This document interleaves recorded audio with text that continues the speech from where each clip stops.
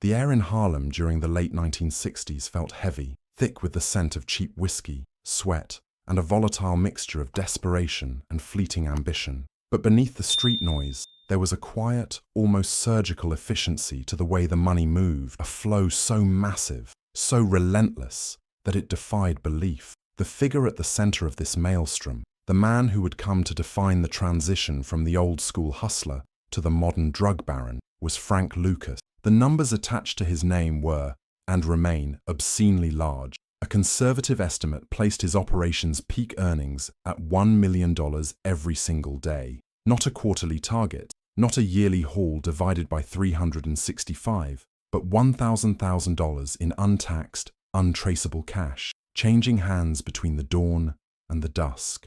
This staggering level of wealth was not an inheritance, nor was it the accidental fortune of a lucky street deal. It was the calculated result of a logistical masterstroke executed in the vacuum created by the sudden, undignified demise of the only man who had ever truly commanded Lucas's respect, Ellsworth Bumpy Johnson. When Bumpy died, slumped over a counter in Wells' restaurant, a cardiac event claiming the self-styled philosopher king of Harlem in 1968, the entire edifice of organized crime in New York City shuddered. It was the exact, crucial fissure in time that Frank Lucas had unknowingly been preparing for his entire adult life. Lucas was not Bumpy's heir apparent in the traditional sense.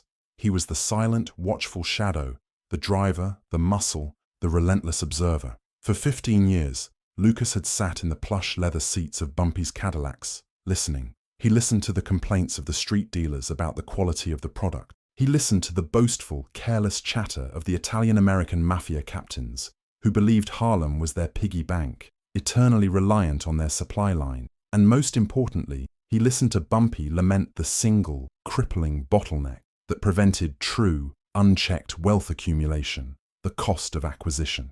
To understand how Lucas made $1 million daily, one must first understand the economics of the American heroin trade prior to 1968, a system built entirely on inefficiency and greed, known broadly as the French Connection. At this time, the 5 families of New York City, through their connections in Corsica and Marseille, controlled the pipeline. They moved raw opium from the Middle East and Southeast Asia, processed it into heroin base in covert labs in France, and then shipped it across the Atlantic, hidden in everything from luxury cars to diplomatic pouches. By the time that product, the famous, often romanticized French heroin, hit the docks of New York, it had been cut and taxed so many times that its purity was laughably low, often hovering between 8 and 12%. The price, however, was astronomical. Every single cut, every layer of middlemen, from the ship captain to the dock worker, the distribution chief, the wholesale buyer, and finally, the street retailer, required their tribute. This inflationary spiral meant that the ultimate consumer was paying an extortionate rate for poor quality goods, and the man selling it on the street, the man bearing the risk of arrest and violence, was squeezing only meager profits. Frank Lucas internalized this critical flaw. He knew that if you could cut out just one layer of the hierarchy, the profits would multiply exponentially. If you could cut out all of them, the French labs, the Corsican gangs, the mafia families, the corrupt shipping unions, you wouldn't just be rich, you would be untouchable. The problem, the massive, insurmountable conflict that stood between Lucas and his ultimate goal, was scale and supply. How does an independent black man from North Carolina, operating exclusively out of Harlem, possibly bypass the most powerful criminal organization in the world, one that controlled the ports, the politicians, and the police? The logistical challenge alone was a death sentence waiting to happen. The answer lay in achieving 3 non-negotiable necessities: volume, purity, and, above all else, proximity to the source. The prevailing wisdom dictated that you bought from the families or you died. Lucas, watching the scramble for power after Bumpy's death, the immediate infighting, the territorial skirmishes, the desperate attempts by underlings to secure a new supply connection with their mafia handlers, saw only weakness and chaos. The old guard was too dependent on a compromised, overly complex supply chain. They were too lazy to look beyond their protected New York harbor. Lucas, however, was not constrained by geography or tradition. He opened his mind to the geopolitical landscape, seeing the Vietnam War not as a distant tragedy, but as a critical economic opportunity. This required a profound, almost sociological shift in his focus. He stopped worrying about Harlem turf wars and started studying maps of Southeast Asia. While his rivals were fighting over blocks in the Bronx, Lucas was fixated on a region thousands of miles away, known infamously as the Golden Triangle, the mountainous, lawless intersection of Thailand, Laos, and Burma.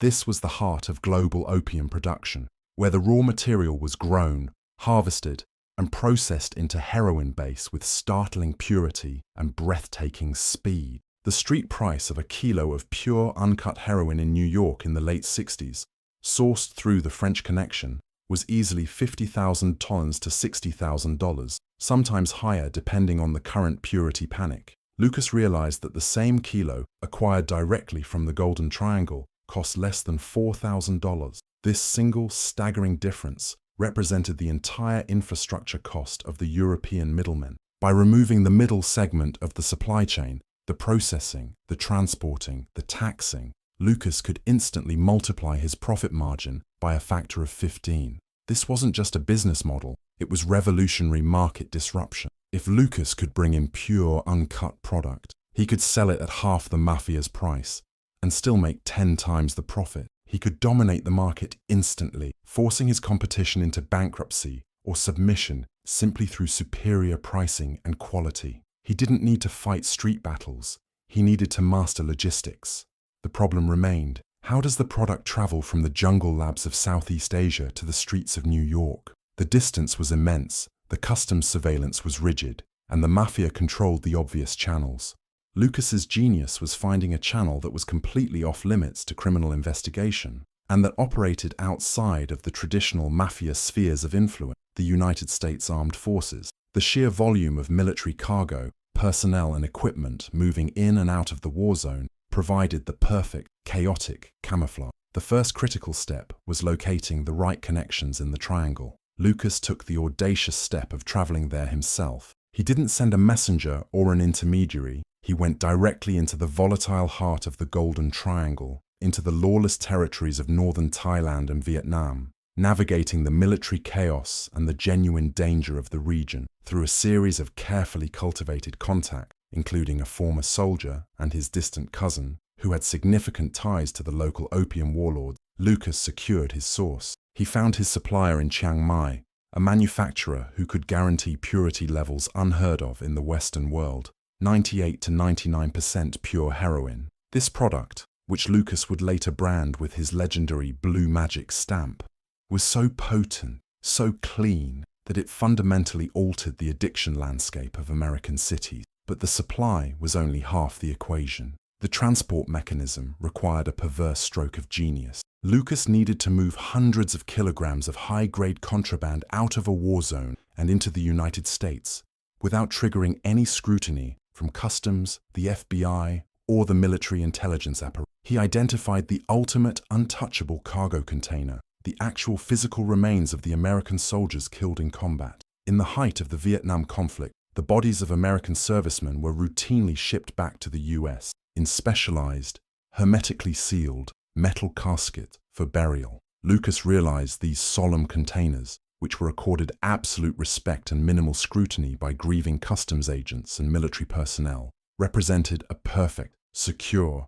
and above all, deeply disrespectful means of transport. Working with corrupt US military personnel, primarily Air Force servicemen who had access to the mortuary planes and were easily bribed by the astonishing amount of cash Lucas was willing to throw at them, the system was established. The heroin was expertly packaged, hidden within the reinforced walls and false bottoms of the caskets themselves, often transported on the same military aircraft that carried the dead heroes home. The sheer audacity of this method, leveraging national grief and military reverence as a shield for massive criminal enterprise, was why it worked. No customs official wanted to be the one to open a casket containing a fallen soldier to look for contraband. The pathway was clear. This method completely eradicated the mafia's advantage. While the 5 families were stuck arguing with dock workers and paying off port authorities to shift 8% pure heroin, Frank Lucas, was flying in 98% pure product directly into US military bases, avoiding all conventional inspection points, and then transferring the goods quietly into Newark, New Jersey, before they ever hit Manhattan. The first major shipment confirmed the scale of the success. Lucas brought in over 100 kilos of raw, pure product.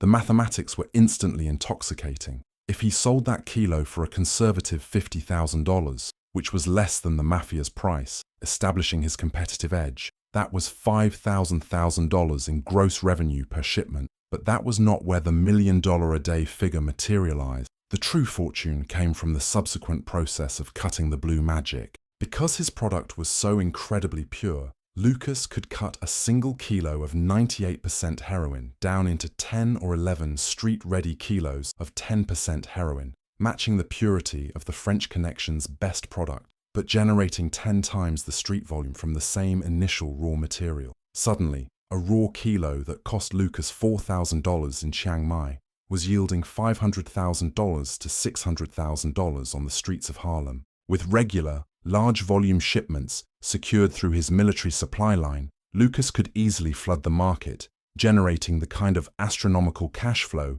that quickly surpassed the earnings of all the established families combined. He wasn't just competing with the Mafia, he was rendering their entire business model obsolete, moving so much product that he could turn over $7 million in cash in a single week. This systematic geopolitical strategy, built on the foundations of observed weakness in Bumpy Johnson's final years and executed with the chilling precision of exploiting the nation's wartime sorrow, is exactly how Frank Lucas began his reign. It was the moment he transitioned from Bumpy's driver to the undisputed, albeit short-lived king of the Harlem underworld, a logistical genius with a multi-million-dollar inventory moving under the cover of the American flag. The streets ran red, not just with blood, but with the flow of pure, cheap dope. But how did Lucas manage the operational security for such a high-risk enterprise, distributing such vast quantities of product without attracting the immediate attention of the federal authorities, who were still fixated on the Italian mob? The story of Blue Magic is incomplete without understanding the structure of the distribution network, the trusted family and friends Lucas used, and the eventual, unavoidable flashiness that led to his spectacular downfall. The quiet driver, observing the game from the back seat, had just traded the keys to Bumpy's Cadillac for the keys to the world. But how do you handle the mountains of cash that $1 million a day operation produces? And what happened when the law finally decided to look beyond the Mafia? That story is the core of Lucas's empire and its demise. The silence that followed the death of Ellsworth. Bumpy Johnson was not a peace, but the terrifying quiet before a hurricane. It was the sound of a vacuum forming in the organized crime structure of Harlem, one that Frank Lucas recognized instantly as an unprecedented opportunity, provided he could survive the immediate and furious competition to fill it. He knew that staking a claim on the street corners, the traditional way of ascending, would result in immediate, fatal conflict with the remaining 5 families who traditionally viewed Harlem as their profitable, if inconvenient, annex. Lucas needed not just a bigger piece of the pie, he needed an entirely different kitchen, one geographically unreachable by the old regime. The infrastructure Bumpy left behind was robust in terms of political favors and street loyalty, but fundamentally limited by its reliance on traditional supply channels that led straight through the docks of New York and the airports of JFK, all meticulously controlled and taxed by the Genovese and Lucchese families. To truly dominate, Lucas realized, he couldn't merely be a better distributor, he had to be the source. He needed to eliminate every single layer of middle management, every single taxing authority, every single mandatory markup that stood between the poppy fields and the veins of Harlem. The solution was radical, audacious, and frankly, bordered on suicidal. He would bypass America entirely and forge a direct line to the purest source in the world, the Golden Triangle, via Southeast Asia. This required a profound shift in mindset, transitioning from a street tactician to an international logistics specialist, dealing not in blocks, but in continents. The year was 1968. The war in Vietnam was raging, and the American military machine was consuming itself, churning through young men and resources at an alarming rate. It was a chaotic, disorganized system of massive transport and minimal oversight, a system tailor-made for exploitation. by someone ruthless enough to see opportunity in devastation. Lucas's genius lay in his discovery of the perfect, albeit monstrously morbid, conduit. Through family connections, he located a cousin, a military sergeant named Nathan "Nate" Price, stationed in Bangkok, Thailand, overseeing maintenance and logistical transport for U.S. Air Force C-130 transports that shuttled regularly between military bases in Southeast Asia and key receiving posts back home, primarily near bases like Fort Bragg and other installations across the eastern seaboard. Nate was already navigating a morally compromised landscape, surrounded by endemic corruption, black market dealings, and the general moral decay that grips soldiers far from home and command structure. He was susceptible, greedy, and, crucially, had unfettered access to the logistics chain. The initial approach was cautious. Lucas flew to Bangkok, navigating the suffocating heat and the pervasive stench of sweat and diesel fuel, to meet Nate in the relative squalor of a military-adjacent bar. Lucas didn't ask Nate to break the law. He proposed restructuring reality for him. He detailed the potential payoff, a life of unimaginable wealth, enough to secure generations, far exceeding the petty scams and meager military pay Nate received. The proposition was simple. Lucas would secure the purest heroin, straight from the Hmong producers, deep in the Golden Triangle, specifically the remote areas of Burma and Laos, avoiding the lower-grade Thai product. Nate's job was solely to ensure its safe passage onto the plains and its silent removal upon landing in the United States. This access to the source was the second critical component of Lucas's future empire: purity. The standard heroin available in Harlem at the time, having traveled through multiple mafia hands, was typically cut down to 5 to 10% purity by the time it hit the street, often laced with quinine, sugar, or even household cleaning agents.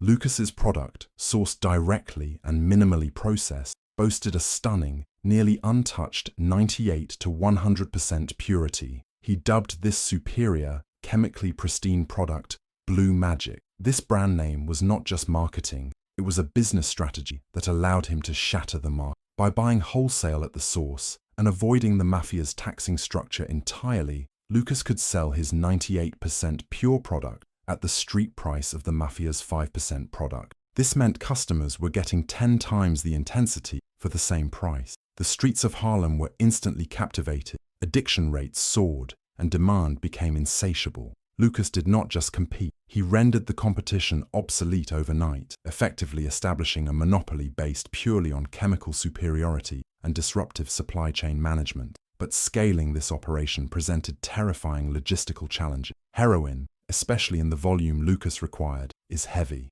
Transporting it via military air required a method that could evade meticulous US customs inspections, even if conducted by bribed personnel, and more importantly, evade the suspicion of thousands of military personnel involved in loading and unloading cargo. The sheer volume necessary to sustain the $1,000,000-a-day machine meant moving hundreds of kilos per month, not just small packages. This led to the horrifying, ingenious solution that has become the darkest part of the Frank Lucas legend, utilizing the repatriation process of American soldiers killed in action. The system was horrifyingly simple and utterly protected by military protocol and the sanctity of death. Casualties were numerous, and their transfer home was rapid and somber, designed to be swift and respectful, usually minimizing scrutiny. Lucas, through Nate, began exploiting this somber necessity. The specifics of the mechanism were handled with clinical detachment. Nate and his small, corrupt clique, a maintenance crew chief, a couple of cargo loaders, and a mortuary affairs specialist, would acquire specially constructed false-bottomed caskets, or, alternatively, strategically gut the coffins or the pallets for transporting the personal effects of the deceased. Initially, the sheer psychological horror of the method served as its own protection. No honest agent would dare open a coffin. The drug was packed tightly into these false compartments, often insulated with military-grade plastic to mask the scent from potential K9 units. Though the purity of the Golden Triangle dope often had a uniquely low odor profile compared to its Mexican or Turkish counterpart, the sheer weight of 200 kilograms of heroin, approximately 440 pounds, required meticulous calculation to distribute the load across multiple flights and multiple storage points within the cargo manifest, to avoid suspicion based on weight anomaly. This was a sophisticated operation hidden inside a logistical nightmare. As the cash began to flow, and flow it did, in a torrent that defied comprehension, Lucas needed to continually widen the corruption net. Nate's small clique was insufficient. Lucas began to invest heavily, not just in soldiers, but in the entire infrastructure surrounding the bases. Air traffic controllers who could fudge manifest entry, logistics officers who could misdirect incoming cargo, and civilian contractors who handled the transport from the air bases inland. Each payment was astronomical, often multiples of their annual military salary, establishing a loyalty secured by both greed and terror. Lucas's reach was now uniformed and armed. The money came back in duffel bags, ammunition crates, and sometimes those same cargo containers, but filled now with cash. The efficiency of the operation was staggering. Where the Mafia was paying $50,000 for a kilo of 5% pure heroin and marking it up several times, Lucas was paying roughly $4,200 for a kilo of 98% pure heroin and selling it on the street for the equivalent of $300,000 per kilo, once cut for distribution. The profit margin was breathtaking, establishing him as an unprecedented force in the criminal underworld. Frank Lucas, however, was determined to maintain the facade of normalcy and control. He lived in constant, stark contrast to the flamboyant, loud criminals of the past. He dressed conservatively, opting for unassuming leather jacket and fedoras over flashy suits, maintaining a quiet demeanor that belied the roaring engine of death. He established a network of trusted cousins and North Carolina associates, the country boy, who prioritized loyalty and discretion over street experience, ensuring that his operation remained tight-knit and almost hermetically sealed from external penetration, whether from rival gangs or law enforcement. The operation reached a critical, pivotal moment in 1971. The financial intake accelerated past critical mass. Lucas had perfected the supply chain to the point of predictability. A typical shipment involved 3 to 4 trips a month, each bringing back hundreds of pounds. The street distribution was so efficient, utilizing a highly organized, almost corporate structure of regional managers, cutters, and street dealers, that the product was moved almost as fast as it landed. The demand created by Blue Magic was self-sustaining, leading to a point where Lucas wasn't just managing the drug trade, he was controlling the social economy of addiction in entire sections of the Eastern Seaboard. It was during a late-night accounting session, surrounded by laundry baskets and trash cans overflowing with unmarked used bills, 5s, 10s, 20s, all reeking faintly of the military bases and the damp paper of the bank bags, that the staggering reality hit him. After calculating the weekly intake, the operational costs, which were minor compared to the revenue, and the massive salaries paid to his overseas contact, Frank Lucas realized he was consistently generating a net income exceeding $7 million per week. That translated, conservatively, to over $1 million a day flowing into his coffers. This profound realization was not exhilarating, it was chilling. $1 million a day was no longer a matter of street crime, it was a geopolitical operation. He was not just a drug dealer, he was now a prime target of the highest levels of law enforcement, DEA, FBI, and critically, the IRS. The sheer weight of the money was his new conflict. It had to be laundered, it had to be protected, and it necessitated the ultimate corruption, buying police, judges, and high-ranking politicians to keep the system silent and compliant. The wealth brought with it an unavoidable hubris. Lucas began buying property, establishing front businesses, and living a life of secret, extravagant luxury, carefully hidden from the public eye and the prying gaze of the Mafia, whom he had decisively crippled by starvation of supply. He was a shadow emperor, sitting atop a mountain of cash, ruling Harlem from the comfort of his New Jersey retreat, feeling invincible because he knew how the drugs arrived and nobody else did. The secret of the planes, the corpses, and the corruption of the US military establishment was his ultimate shield. He had solved the seemingly impossible problem of supply, and for a glorious, devastating period in the early 1970s, Frank Lucas stood alone, the undisputed silent monarch of American narcotics, defined by the lethal perfection of his Blue Magic operation. But the very perfection of the system was its inherent weakness. Such a rapid, astronomical ascent cannot happen in darkness forever. A light, however dim,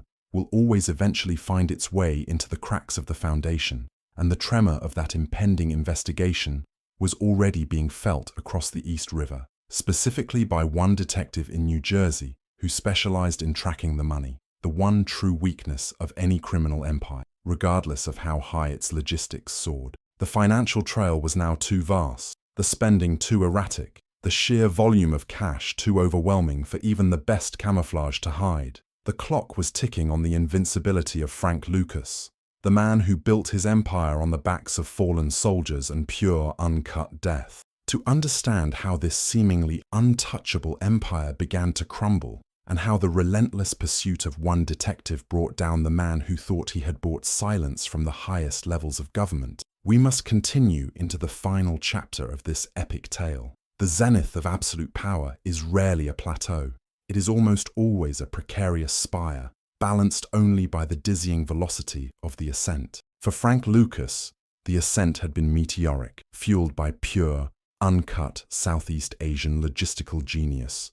But the higher he climbed, the more violently he was exposed to the cutting winds of scrutiny. By the early 1970s, the man who had once been a ghost in the shadow of Bumpy Johnson, the quiet driver, was now the loudest echo in Harlem, a sound that could no longer be dismissed as mere background noise. He had crossed the invisible, inviolable line of the illicit trade. He stopped being efficient and started being visible. The great irony of the rise of blue magic was that its unparalleled success contained the precise coordinates of its eventual collapse. When you move tons of heroin through military channels and pull in over $1 million in untaxed, immediate cash flow every single day, you create an economic anomaly too vast to hide, even in the bustling corruption of New York City. The problem wasn't the FBI initially. The problem was the sheer, vulgar display of wealth that offended the sensibilities of those still struggling to maintain a semblance of law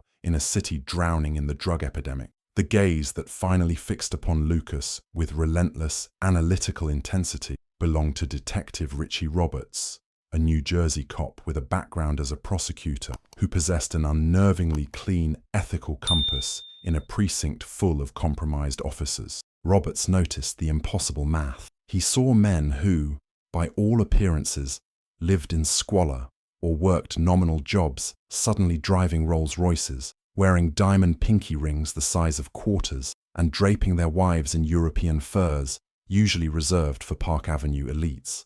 Lucas, however, was in a league of his own. He was the sun around which these minor satellites orbited, and his presence could not be confined to the discreet secrecy that defined true, long-lasting criminal empires.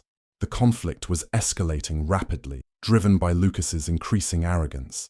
The quiet man from North Carolina, who understood that silence was strength, had been replaced by Frank Lucas, the businessman, who demanded recognition commensurate with his earnings. This shift in personality proved fatal. While the heroin continued to flow smoothly through the coffin, the grisly, efficient supply chain still operating under the noses of unsuspecting military personnel, Lucas himself provided the single, catastrophic break that law enforcement needed. The setting was the 1972 boxing match between Joe Frazier and Roberto Duran in Madison Square. This was not a back-alley meeting or a dimly lit social club. This was a major, televised spectacle where the wealthy and the powerful gathered to see and be seen. Lucas arrived, not in subdued, high-quality bespoke tailoring, but in an ostentatious, floor-length chinchilla coat, estimated to be worth approximately $100,000, accessorized with a matching hat and a diamond ring so large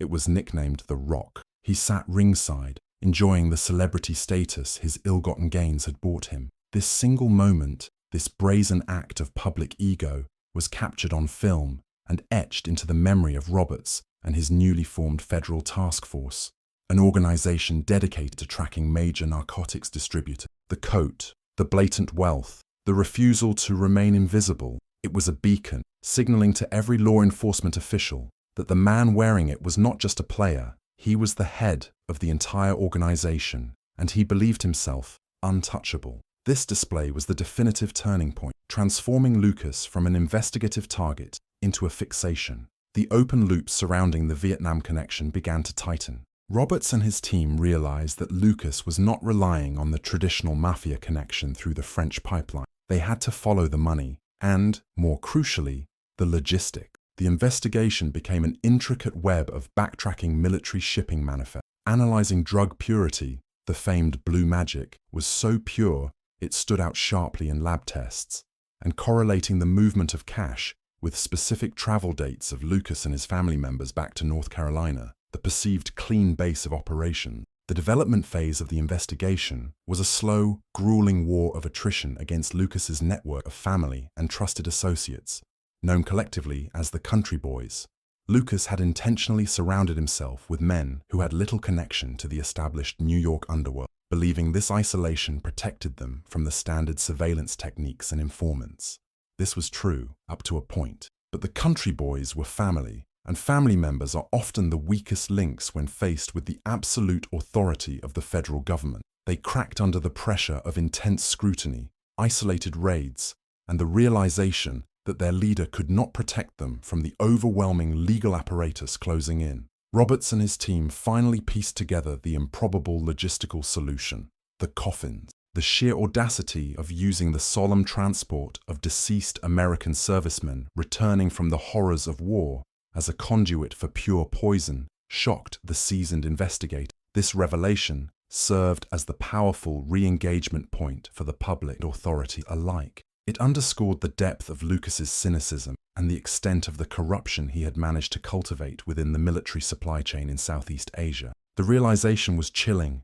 Every gram of blue magic that flooded the streets of Harlem and beyond had made a final, gruesome journey, wrapped in the protective sanctity of a flag-draped box, a final, horrifying tribute to betrayal. The investigation moved beyond surveillance and into aggressive intervention. They found the holes in the network, the couriers, the safe houses, and critically, the money laundering mechanisms, which proved surprisingly crude despite the sophisticated import operation. Lucas often kept the cash in suitcases and boxes, relying on sheer quantity rather than complex offshore accounts, which simplified the seizure process when the moment arrived. The climax arrived in January 1975. The coordinated raids were monumental, hitting multiple locations simultaneously: New York City, New Jersey, Puerto Rico, where Lucas and his wife Juliana were residing in a luxury residence, and North Carolina. The scale of the operation dismantled that day was staggering. Federal agents seized over $500,000 in cash hidden in a false-bottomed dog kennel in Lucas's Puerto Rican home, along with millions more in properties, bank accounts, and assets across the eastern seaboard. They seized over $30 million worth of heroin, a massive, devastating blow to the supply. Lucas, far from the invincible figure he presented ringside, was arrested without incident. The moment he was confronted with the overwhelming evidence, the specific manifests, the detailed accounts of the cash flow, the testimony from his now flipped associates, and the irrefutable evidence of the corrupted military pipeline, the invincible facade shattered. He was facing a potential life sentence without parole, a fate that meant obscurity, poverty, and isolation until death. The great revelation, the closing of the most crucial loop, was not the arrest itself, but what happened immediately afterward. Frank Lucas decided to cooperate, facing the certainty of disappearing forever into the federal prison system, and crucially, facing the imminent threat to the freedom and safety of his family. Lucas chose survival. He leveraged the depth of his knowledge, the knowledge gained by being the quiet driver for Bumpy, and then the most powerful kingpin in New York, against his sentence. Lucas's cooperation was unprecedented and devastating, not just to the drug trade, but to the pillars of law enforcement itself. He didn't just name rival dealers, he named the corrupt police officers who had protected, who had facilitated his rise, and who had taken massive bribes to turn a blind eye to the flow of blue magic. He provided detailed testimony that led to the convictions of over 50 members of the NYPD's Special Investigations Unit, the very unit tasked with investigating narcotics. Lucas effectively decapitated an entire wing of police corruption in New York City, turning the system on itself. His testimony was so powerful and so damaging that he and his family had to be immediately placed into the Federal Witness Protection Program for a period. The conclusion of Lucas's story is steeped in irony and complication. Initially, due to his cooperation, his 70-year sentence was drastically reduced to 5 years. Richie Roberts, the prosecutor whose relentless pursuit brought Lucas down, became his handler and later a crucial factor in maintaining his reduced sentence, embodying the strange symbiotic relationship that often develops between the hunter and the hunted in these epic criminal sagas. But the final payoff was not a clean slate. After his release in 1981, Lucas proved that the hustle was in his blood. The lure of the street life was too strong to resist, even after the terrifying experience of the raid and the subsequent cooperation. In 1984, he was arrested again, this time for attempting to buy an ounce of heroin and 5 kilograms of cocaine from an undercover police officer in North Carolina. This lapse in judgment landed him back in prison for another 7 years, confirming the tragic pattern of self-destruction that defines so many criminal titans. Frank Lucas, the man who built an empire on military coffins and earned $1 million a day, ultimately spent more time incarcerated after his massive cooperation than he did during his initial 70-year sentence. His legacy is not just one of wealth and power, but a grim testament to the fact that absolute criminal genius often walks hand in hand with equally absolute hubris. He took down the American Mafia's control over the heroin trade. He corrupted the US military logistics system, and he exposed endemic police corruption in the nation's largest city. But in the end, Frank Lucas was undone by the very thing that drove his success: the refusal to remain quiet, the need to be seen, and the fatal, irresistible attraction to the chinchilla coat that sealed his fate ringside in 1972. The full sweep of this saga, from the quiet driving of Bumpy Johnson to the chaotic exposure of the Vietnam pipeline and the final brutal cooperation, tells a story about the American dream inverted. It is a detailed map of ambition unbound, where efficiency in logistics and ruthlessness in execution could, for a fleeting moment, place one man above the law, capable of manipulating global supply chains for personal profit. This is the definitive end of the Frank Lucas saga, the spectacular height, the devastating fall, and the lasting, complicated legacy of the man who defined the era of the $1 million a day drug kingpin. If you have been following the thread of this monumental criminal history, you understand now that the real narrative isn't just about the money, but about the specific, meticulous details of logistics, betrayal, and the single blinding mistake of pride that brought the whole structure crashing down. Consider the full scope of this story and decide for yourself what lesson remains: the power of ambition or the certainty of the reckoning.